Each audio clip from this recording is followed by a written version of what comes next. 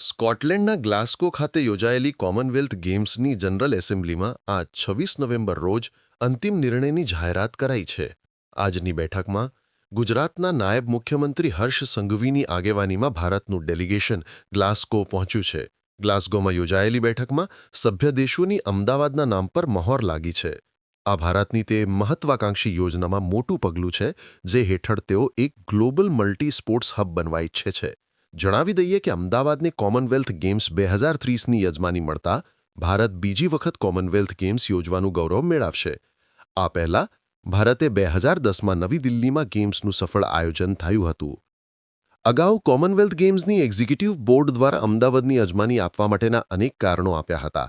સમિતિએ વિવિધ માપદંડોના આધારે ઉમેદવાર શહેરોનું મૂલ્યાંકન કર્યું હતું.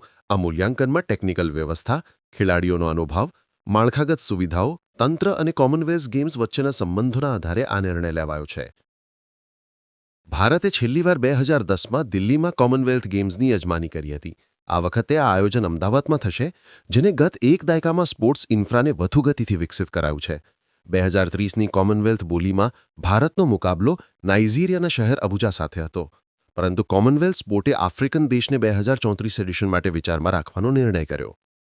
અમદાવાદ, ગુજરાત અને ભારત માટે આ અપ્રતિમ ગૌરવની ક્ષણ છે, તેમ જણાવી મુખ્યમંત્રી ભૂપેન્દ્રભાઈ પટેલે વડાપ્રધાન નરેન્દ્રભાઈ મોદીના વિઝન અને કેન્દ્રીય ગૃહમંત્રી અમિતભાઈ શાહના સતત પ્રયાસોને વખાણતા ઉમેર્યું હતું કે ગુજરાત હવે દેશના સ્પોર્ટ્સ કેપિટલ તરીકે ઉભરશે.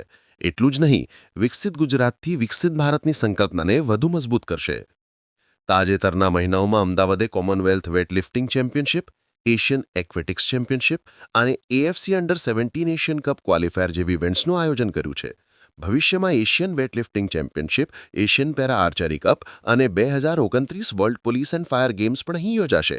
સરદાર વલ્લભભાઈ પટેલ સ્પોર્ટ્સ એન્ક્લેવમાં એક વિશાળ સંકુલ વિકસાવવામાં આવી રહ્યું છે, જેમાં વિશ્વનું સૌથી મોટું Narendra Modi cricket stadium, એક્વેટિક્સ centre, football stadium અને ઇન્ડોર એરેનાનો સમાવેશ થશે.